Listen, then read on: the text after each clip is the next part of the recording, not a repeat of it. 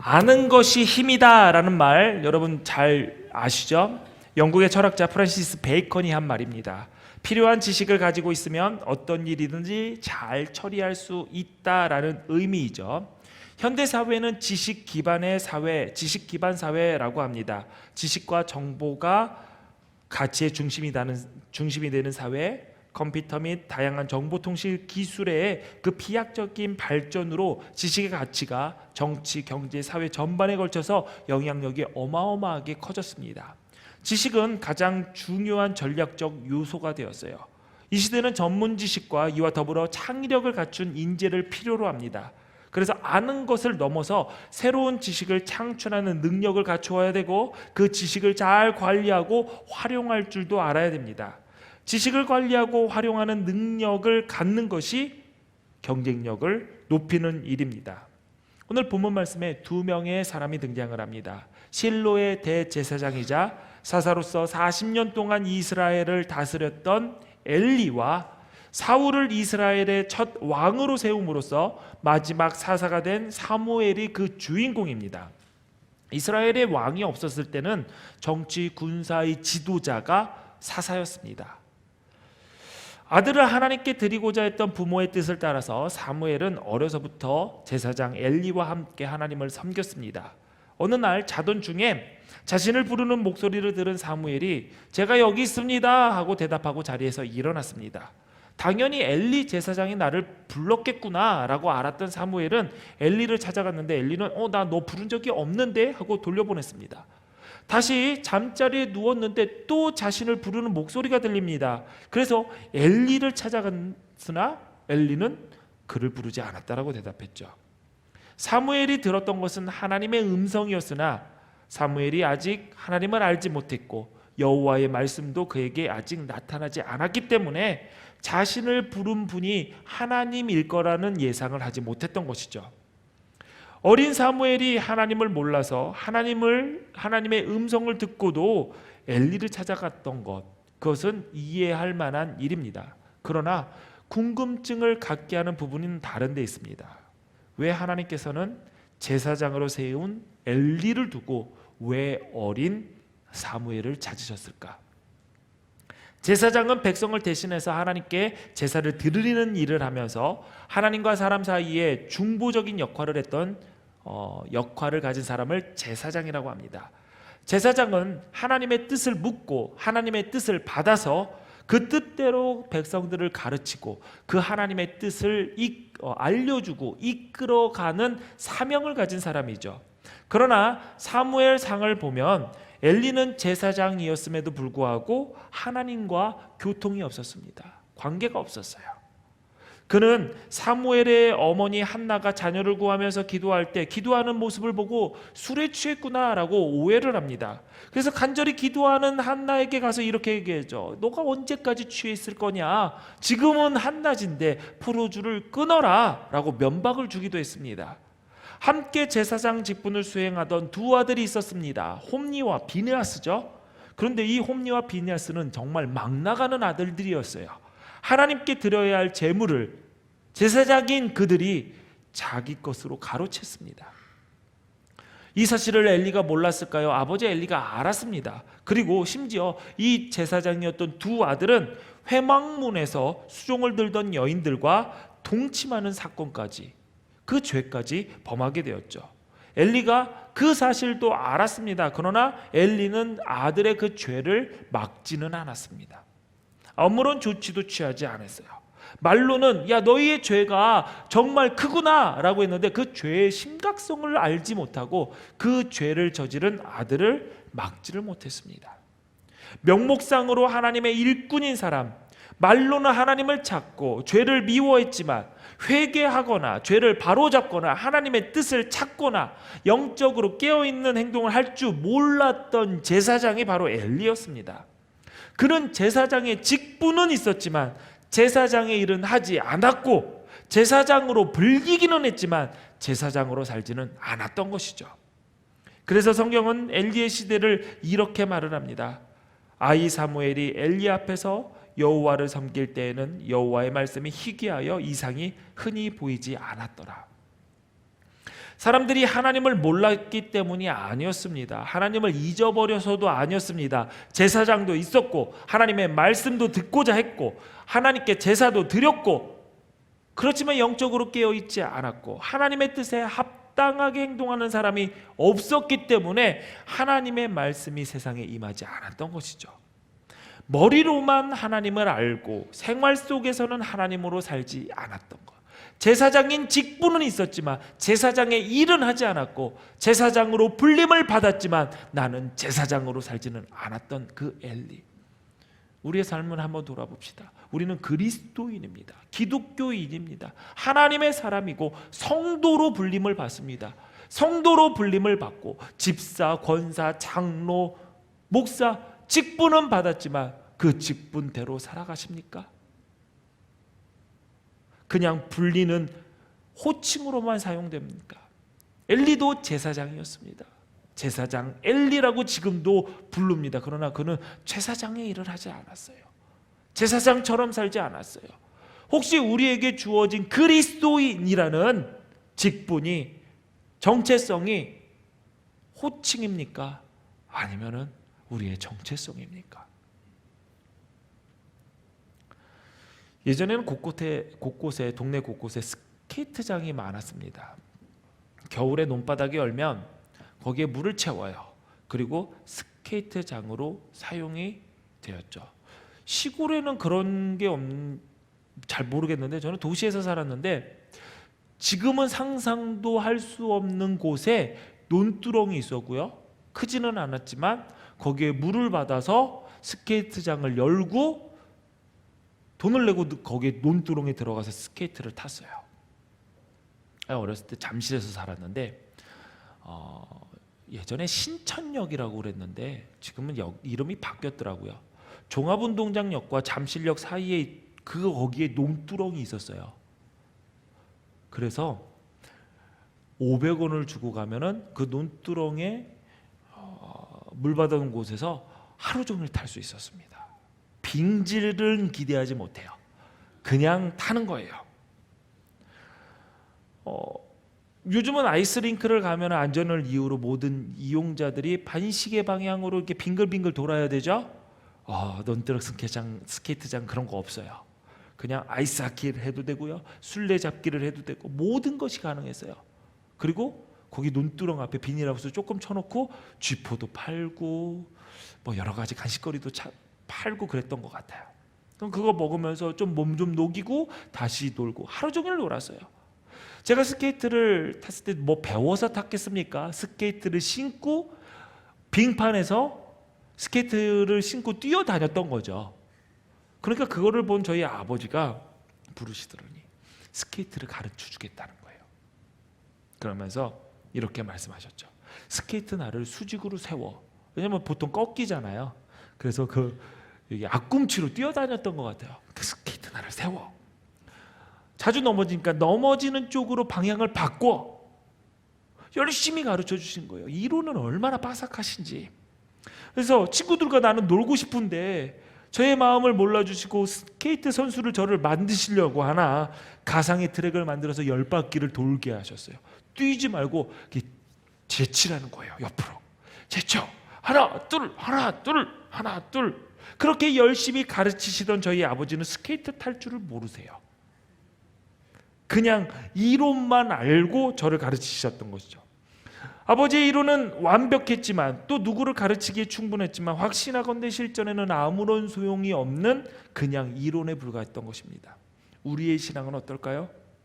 교회에서 예배를 드리고 말씀을 들으며 성경 공부도 하고 묵상도 하지만 하나님의 뜻대로 사는 데에는 무기력한 이론적인 신앙인지, 그래 기도해야 돼, 말씀 봐야 돼, 예배 드려야 돼, 머리로는 아는데 하나님을 예배하지 않고 하나님께 기도하지 않고 주의 말씀을 읽지 않고 듣지 않고 묵상하지 않는 그러한 신앙생활을 하고 있지 않은지 우리 한번 돌아봐야 됩니다.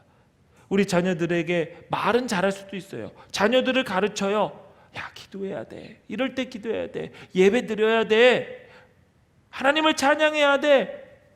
오늘 큐티했니? 자녀들 큐티는 엄청나게 체크를 잘하면서 정작 본인이 하지 않는, 어떤 자세로 예배하고 어떤 자세로 신앙생활을 해야 되는지를 알려줄 수 있지만 그것이 그저 완벽한 이론에 불과하고 실전에는 전혀 사용되지 않은 허울에 불과한지 우리의 신앙생활을 한번 점검해 봐야 됩니다. 미국 뉴욕에 있는 리버사이드 처치의 담임 목사이자 마틴 루터킹 목사를 도왔던 인권운동가 윌리엄 코핀 목사님이 나는 믿나이다 라는 책에서 이렇게 말을 했습니다. 너 자신을 알라 라고 하는 소크라테스는 틀렸다. 살만한 가치가 없는 인생이란 자신을 살피지 않는 인생이 아니라 실천적인 삶에 투신하지 않는 인생이다. 나는 생각한다, 그러므로 나는 존재한다 라고 말한 데카르트도 틀렸다. 생각하지 못한 인생의 존재의 가치가 없는 것이 아니라 생각한 대로 살아가지 않는 그 인생의 가치가 없는 것이다. 살아가지 않는 삶이 인생의 가치가 없는 것이다. 그러므로 그리스도인이라면 나는 사랑한다, 그러므로 나는 존재한다 라고 말할 수 있어야 된다. 여러분, 우리의 삶 속에 우리의 믿음이, 우리의 신앙이, 우리의 예배가 가치가 있는 것은 머리로만 남아있는 지식, 그것이 남아있을 때가 아닙니다.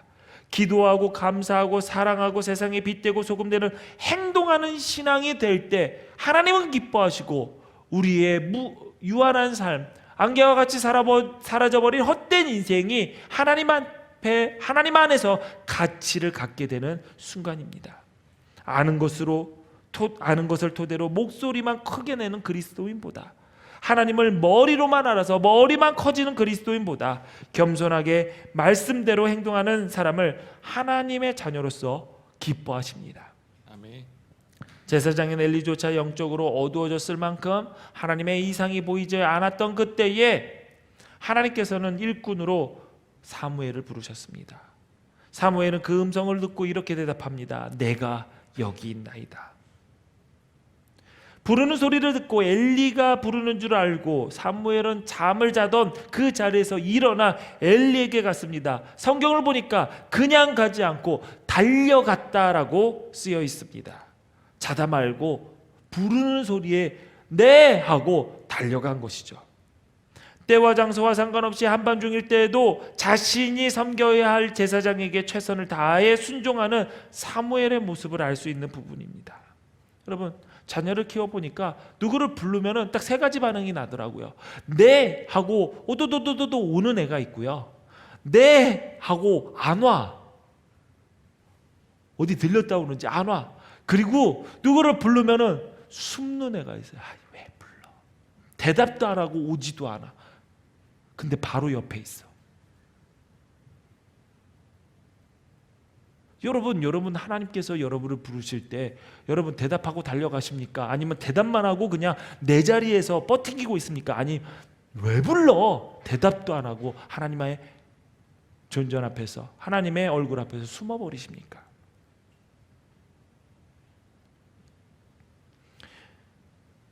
사무엘이 엘리가 불렀을 때도 대답하고 달려갔다면 당연히 하나님께서도 부르실 때, 하나님께서 부르신다고 생각할 때 당연히 말씀하시옵소서 주의 종이 듣겠나이다라고 대답하지 않겠습니까?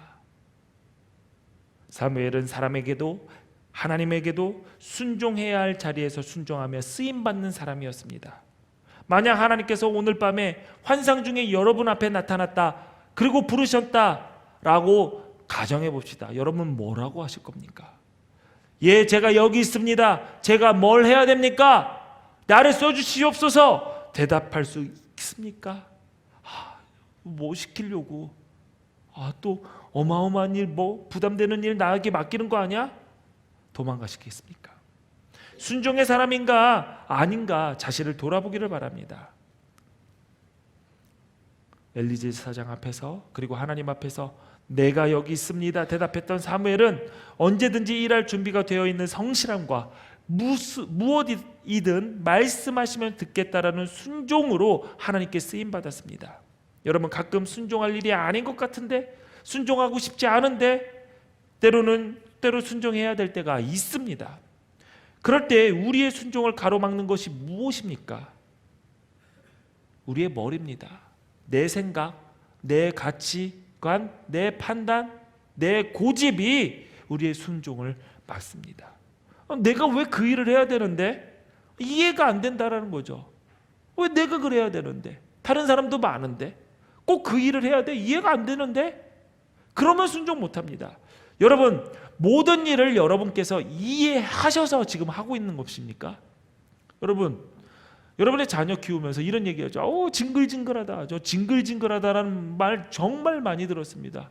너무 힘들어 하십니다. 그러면 어떻게 해요? 그냥 내보내세요.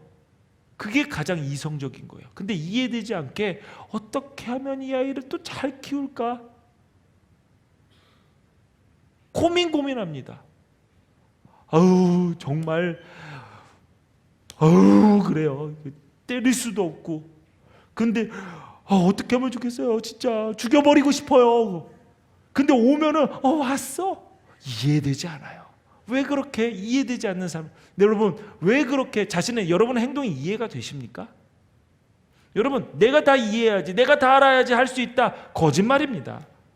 여러분, 남자의 젖꼭지 왜 있어요? 어디다 쓰는 거예요? 젖 먹여요?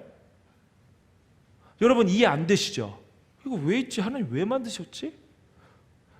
이해하고 달고 다니시는 분 없잖아요.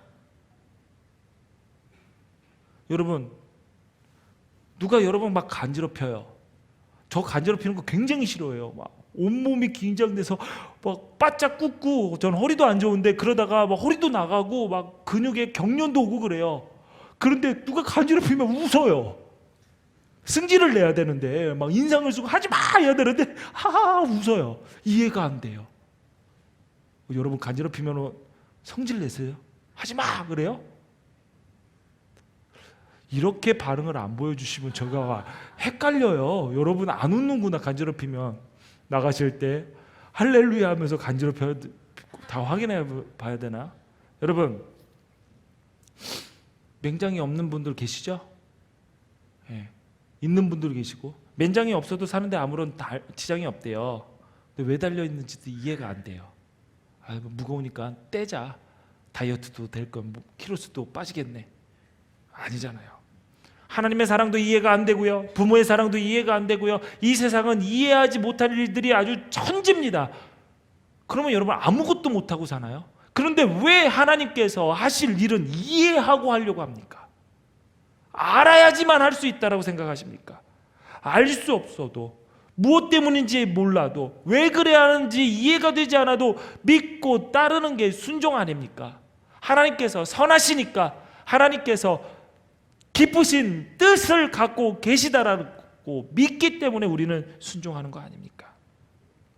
이해할 수 없어도, 이유를 몰라도 듣고 행하겠다라는 사무엘의 결단이 하나님께서 그를 쓰게 하신 것입니다. 솔로몬은 그 아버지 다윗을 생각하면서 이렇게 고백을 했습니다. 내 아버지 다윗이 성실과 공의와 정직한 마음으로 주와 함께 주 앞에서 행함으로 주께서 그에게 큰 은혜를 베푸셨다. 성경에는 위대한 믿음을 가진 인물들이 많이 나옵니다. 그들에게 공통점이 있어요. 그들은 온전히 주의 말씀에 순종했다는 것이죠. 하나님을 믿는 사람은 다른 사람과 경쟁하지 않아도 열심을 낼 수 있습니다. 하나님의 자녀는 언제나 하나님이 나를 보신다라고 생각하며 믿고 살기 때문에 사람이 보든 안 보든 성실하게 살아갈 수 있습니다. 누군가 겨루기 위해서 열심히를 내고 누군가가 보기 때문에 제대로 하는 것이 아닙니다. 하나님이 나와 함께 하시고 나를 보고 계시다라고 믿기 때문에, 그 창조자 하나님께서 나에게 일 맡겨주셨기 때문에 충성하는 것이죠. 그래서 맡은 자에게 구할 것은 충성인 것입니다. 세상은 유능한 사람, 경쟁력 있는 사람을 찾습니다. 그러나 하나님의 나라는 순종하는 자들을 찾습니다. 아멘. 올해 우리 기독교회 많은 새로운 일들을 계획하고 기획하고 준비하고 있습니다. 도전이 될 만한 일들이고요. 하나님께서 기뻐하시는 일을 위해 새로운 부서도 만들고 교육 커리큘럼도 준비하고 있습니다. 하나님의 말씀을 더 가까이 하기 위해 하나님의 빛되고 소금된 하나님의 빛을 전하고 소금되는 역할을 감당하기 위해 이런저런 사역들을 기획하고 있습니다. 성령이 하나 되게 하신 일을 힘써 지키기 위해 고민하고 있었던 일을 이제 시작하고자 합니다. 무슨 일일까요? 무슨 일이라고 다 이야기하지 못하더라도 명확한 것은 하나님께서 기뻐하시는 일을 할 겁니다. 이 모든 일이 순조롭게 이루어지기 위해서는 반드시 헌신하고 순종하는 새로운 일꾼이 필요합니다. 기존의 일꾼에서 뭐 하나 추가하는 것이 아니라 새로운 일꾼이 필요합니다. 제가 어느 분당의 큰 교회, 말씀만 드리면은 잘 아는 교회 권사님하고 통화를 한 적이 있어요. 정말 오랜만에 통화를 했어요. 그 권사님이 얘기를 하는데 얘기를 하다가 그 교회는 어때요? 그러니까 이렇게 얘기를 하더라고요. 예나 지금이나 일꾼은 없습니다. 아니 10,000명이 넘게 예배드리는 곳에 일꾼이 없대요. 왜 그럴까요? 일 맡는 거를 거부하기 때문이에요. 순종하기를, 충성하기를, 하나님께 쓰임받기를 거부하기 때문입니다. 목회를 하면서 정말 많은 사람들을 만나서 권면을 했어요. 그러면 제게 일 맡겨주시니 감사합니다. 제가 한번 멋지게 해보겠습니다 라고 하는 분들이 몇몇 계셨어요. 근데 여기로 끝나면 좋은데 꼭 뒤에 다른 게 있어요. 목사님 좀 잘못하신 것 아닌가요? 협박도 해요. 제가 하기는 하겠는데요, 모릅니다. 못해도 저한테 뭐라고 하지 마십시오. 그런데 순종하시는 분들은 협박을 하던, 잘못 알아보신 거 아니냐라고 얘기를 하던, 순종하신 분들은 다 잘 감당해 오셨습니다. 그런데 많은 경우 이런 일을 한번 맡아보시고 같이 해보시면 안 되겠습니까? 라고 할 때 기도해 보겠습니다 라고 그 자리에서 대답을 피하는 분들이 많았습니다. 정말 그 일을 놓고 진심으로 기도하기 위해서 기도해 보겠습니다 라고 말씀하신 걸까요? 아닙니다. 저는 그렇게 들리지가 않아요. 그 자리를 피하고 싶은 변명으로밖에 느껴지지 않습니다. 뭘 기도해 봅니까? 이미 기도 다 끝나고 제가 기도해 보고 하나님의 뜻이 여기에 있다라는 것을 확신해서 기도해 보고 기도의 응답으로 얘기를 했는데 뭘 또 기도해 보겠다는 거예요? 기도하실 필요 없어요. 기도해 보시면은 그래, 그 일은 하지 말아라 라고 하나님께서 하실 것 같습니까? 이미 목사가 하나님께서 주신 지혜로 기도하고 고민하고 공동체의 많은 지체들과 회의해서 믿고 신뢰할 만한 분이다, 잘 하실 것 같다라고 판단되어서 부탁하고 권하면 기도 안 해도 되는 겁니다. 아멘하고 순종하면 되는 거죠. 요즘 정보사회, 지식사회라고 하죠. 아는 것이 중요한 시대입니다. 그러나 세상의 모든 지식은 다 내가 직접 일일이 조사하고 연구하지는 않아요. 매일같이 전 세계에서 쏟아지는 새로운 소식들, 뉴스들 어떻습니까? 여러분, 그 뉴스거리 여러분들이 다 찾아다니면서 취재하고 조사해서 알아내십니까? 아니죠. 정치면 정치, 경제면 경제, 전 세계에 흩어져 있는 각 분야의 기자들이 조사하고 취재한 내용을 정리한 뉴스만 보면 됩니다. 하나님의 음성을 듣는 방법도 마찬가지죠. 내가 하나님의 뜻을 찾고 발견할 수도 있지만 여러분의 삶을 잘 이해하고 여러분을 위해서 기도하고 여러분에게 필요한 하나님의 말씀을 전하는 기자와 같은 목회자를 통해서도 들을 수 있습니다. 내가 취재한 사실만 이 세상의 뉴스의 전부라고 생각하는 사람은 어리석은 것이죠. 여러분을 위해서 기도하고 준비하여서 목사가 이런저런 권면을 하면 하나님의 뜻이 담겨져 있는 부름이 있다는 사실을 깨달아야 됩니다. 하나님의 음성을 듣는 것은 중요한 선택을 내려야 할 갈림길에서만 듣는 것이 아닙니다. 평상시에도 쉬지 않고 기도해야 되고 밤낮으로 하나님의 말씀을 묵상해야 되고 하나님과 동행하면서 살다가 잠자리에 들어가서 잠자는 중에라도 하나님께서 깨닫게 하시며 제가 여기 있습니다, 제가 할 일이 무엇입니까? 순종하려는 자세를 가진 사람들을 하나님께서 쓰시고 기뻐하십니다. 그것이 사무엘의 자세였어요. 우리 한번 따라해 볼까요? 주님, 주님, 제가 여기 있습니다. 제가 여기 있습니다. 가정에서 일터에서 하나님께서 필요하실 때 그렇게 외치며 일어나 달려가는 사람, 주님 제가 여기 있습니다. 제가 무엇을 할까요? 저에게 어떤 일을 맡겨주시겠습니까? 순종하는 사람 하나님께서 찾고 계십니다. 생명을 살리는 일을 위한 변화와 도전에 여러분을 부르실 때, 가정의 평안을 위하여 평안을 만드는 사람이 필요할 때, 그래서 여러분을 부르실 때, 어디에 있든지 내가 낮아지고 소금이 되어서 빛 되어서 불을 밝히고 빛을 밝히고 맛을 내야 될 때, 주님 제가 여기 있습니다. 순종하는 사무엘과 같은 사람이 되시기를 바랍니다. 아멘. 여러분, 그런 사람을 통해서 하나님은 하나님의 나라를 세워나가십니다. 아멘. 사랑하는 기둥교회 성도 여러분, 여러분 스스로를 바라보며 기대하시기 바랍니다. 제사장의 심부름을 하던 사무엘이 하나님의 부르심에 응답했을 때 그 이후에 그의 인생은 하나님께서 이끌어 가셨습니다. 사무엘은 그냥 조수였어요. 심부름꾼이었어요. 그냥 시다였어요. 그런데 하나님의 부르심에 응답할 때 그는 이스라엘의 지도자였습니다. 하나님의 음성을 전하는 예언자였습니다. 그는 그들에게 하나님의 뜻을 가르치는 선지자였습니다. 그 인생을 살아갔던 것이죠. 여러분, 신앙생활을 하면서 하나님께서 나를 부르시지 않은 것을 다행이다라 생각하고, 야 편하다, 부담 없다, 좋다라고 생각하지 마십시오. 여러분의 삶에 부담이 없고 어려움은 없을지 몰라도 여러분의 삶 가운데 하나님께서 함께 하시고 사명을 감당해 하시기 위해 힘 주시고 능력 주시고 열방의 풍부함으로 여러분의 삶을 가득가득 채우신다라는 그 놀라운 경험 또한 없을 거니까요.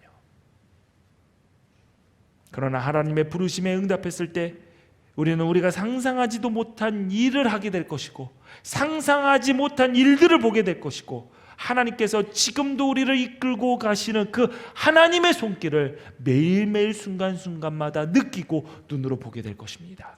아멘.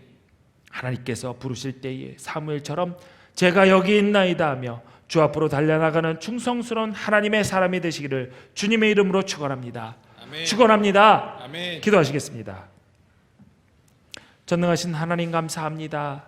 하나님이 나를 구원하시고 부르신다는 사실을 아는 것으로만 그치는 것이 아니라 하나님이 우리를 부르실 때 아멘, 주님 제가 여기 있습니다, 달려나가는 자 되게 하옵소서. 순종하며 충성하는 삶을 살아갈 때 선한 길로 이끄시는 하나님의 은혜를 경험하게 하옵소서. 여기 모인 성도들의 가정과 후손이 우리 기둥교회가 이런 충성된 모습으로 서게 하시고 사무엘과 같은 일꾼을 키워내게 복 내려 주옵소서. 예수님의 이름으로 기도하옵나이다. 아멘.